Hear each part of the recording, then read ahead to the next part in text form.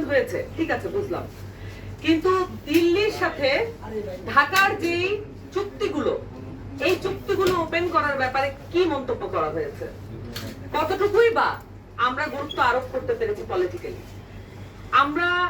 আমরা দেখি নাই ইন্টারিমের সময়ে দিল্লির সাথে বাংলাদেশের মানে ঢাকার হয়ে যাওয়া যে চুক্তিগুলো, সেই চুক্তিগুলো ওপেন করার ব্যাপারে কোনো ধরনের পদক্ষেপ নেওয়া হয় নাই, বরঞ্চ আরো কয়েকটি নতুন চুক্তি করা হয়েছে দিল্লির সাথে। এবং আমি এখানে বলে রাখতে চাই, আমরা যে স্লোগানটা খুব পপুলারলি দিয়ে থাকি, দিল্লি না ঢাকা, এই স্লোগানটা একটা খুবই ভুল স্লোগান। এই স্লোগানটা হওয়া উচিত দিল্লি না বাংলাদেশ, কারণ আপনার পুরো ভারতের সকল মানুষ দিল্লির এই শাসন ব্যবস্থার সাথে একমত নয়, প্রথমত।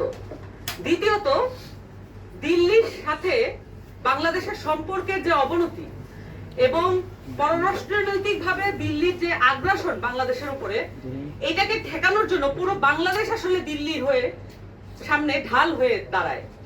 এখানে শুধু ঢাকা নয়, আমরা সেন্ট্রালাইজড কোন শাসনের কথা বলতে চাই না।